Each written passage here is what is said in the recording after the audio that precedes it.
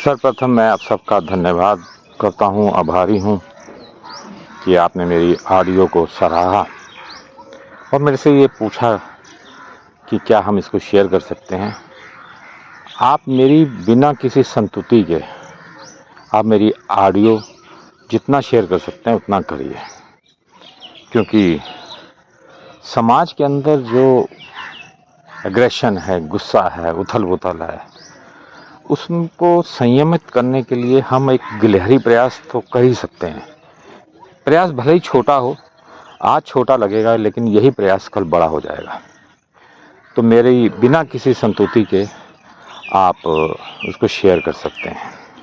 आज मैं फिर अपनी दैनिक दिनचर्या को निभाते हुए उसी पार्क में हूँ और मेरे आसपास बहुत सारे परिंदे हैं जो हटकेलियाँ कर रहे हैं, कभी उड़ रहे हैं, कभी चुग रहे हैं, गिलहरियाँ हैं और कभी कभी मुझे इस पार्क के अंदर रेयर बर्ड्स भी नज़र आती हैं, कभी कभी नज़र आती हैं। उन सबको देख के बड़ा अच्छा लगता है कि ये कितने स्वतंत्र हैं, कितने मस्त हैं। क्या मनुष्य ऐसा है? जबकि मनुष्य के पास तो सब कुछ है, फिर भी वो ऐसा नहीं है, वो हटकेलियाँ नहीं कर सकता, वो इतना स्वतंत्र नहीं है, क्योंकि जन्म से ही जब वो शिशु होता है उसके ऊपर उम्मीदों का बोझ लाद दिया जाता है।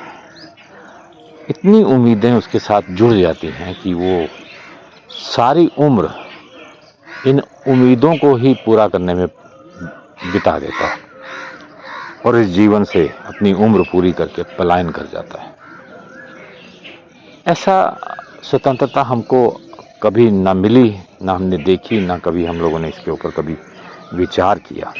आप देखते होंगे कि हमारे जितने भी इष्ट देवता हैं, चाहे भगवान शिव हों, चाहे माता वैष्णो हों, चाहे गणेश जी हों, उनके साथ एक ना एक किसी जानवर की, किसी जीव की फोटो जरूर होती है। उसके पीछे कुछ कहानियाँ भी बनी हुई हैं।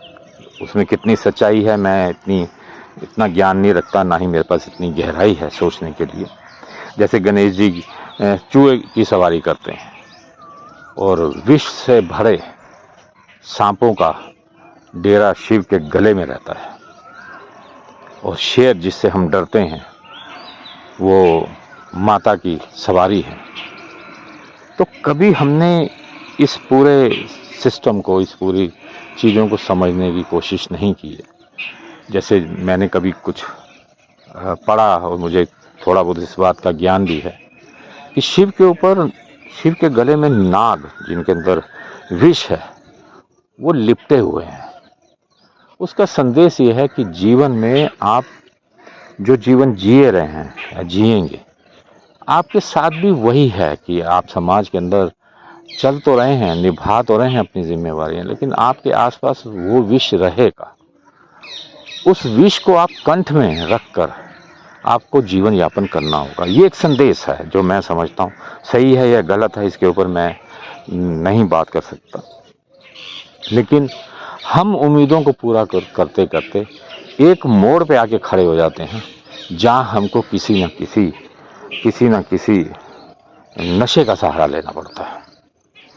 और आजकल के तो युवा इस बात को समझते भी नहीं है। आप देखेंगे नशे का प्रचलन कितना चला हुआ है। उसके पीछे जो मैं कारण समझता हूँ वो यही है कि उम्मीदें ना पूरी होना, या अपने टारगेट से भटक जाना, या और भी कारण हो सकते हैं, पारिवारिक दिक्कतें भी हो सकती हैं। उसके लिए आदमी नशा करता है ताकि वो रिलैक्स हो जाए और उसको ये लगता है कि अगले दिन हम फ्रेश हो जाएंगे, हमारे दिमाग में बहुत सारे नए आइडियाज़ आएंगे, हम नया काम करेंगे। ये ऐसी संभावना है जो कभी भी पूरी नहीं हो सकती है।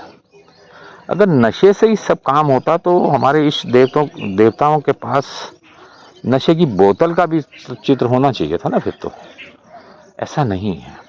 हम अपने मंदिर में पूजा करते हैं, भगवान राम की पूजा करते हैं, उनकी तस्वीर होगी, भगवान शिव की होगी, भगवान माता की होगी, और भी जितने भी इष्ट देवता जो जिनको हम मानते हैं सबकी तस्वीर होगी, और हम नियम संयम से उनकी पूजा करते हैं। और कभी कभी तो हम उनकी आरती बड़े जोर शोर से गाते हैं ताकि पड़ोसी भी सुने, उनको लगे कि इनका घर का माहौल बड़ा अच्छा है। लेकिन हमने पाया क्या? हमने सिर्फ बहुत ज़्यादा, अगर उसमें से हमें जो मिलता है वो ये है कि हम अपनी दिनचर्या को संयमित कर सकते हैं, और कुछ देर के लिए ही सही हम सहज हो जाते हैं। और ये सहजता कभी कभी बहुत काम करती है, और आप क्योंकि कनेक्ट कर पाते हैं सृष्टि को, तो वो आपके दिमाग में नए आइडियाज़ आते हैं। तो जो नशे के आइडियाज़ हैं और ये वाले आइडियाज़ हैं, इसमें कितना फ़र्क महसूस होता है, ये कभी आप प्रयास करके देखिएगा। आपको लगेगा कि जो हम पूजा करते हैं या जो हम इष्ट देव से कनेक्ट करने की कोशिश करते हैं, वो नशा अलग है। अगर उस नशे में अगर युवा जाता है तो मुझे लगता है कि वो अपने मार्ग पे है, वो सही मार्ग पे है।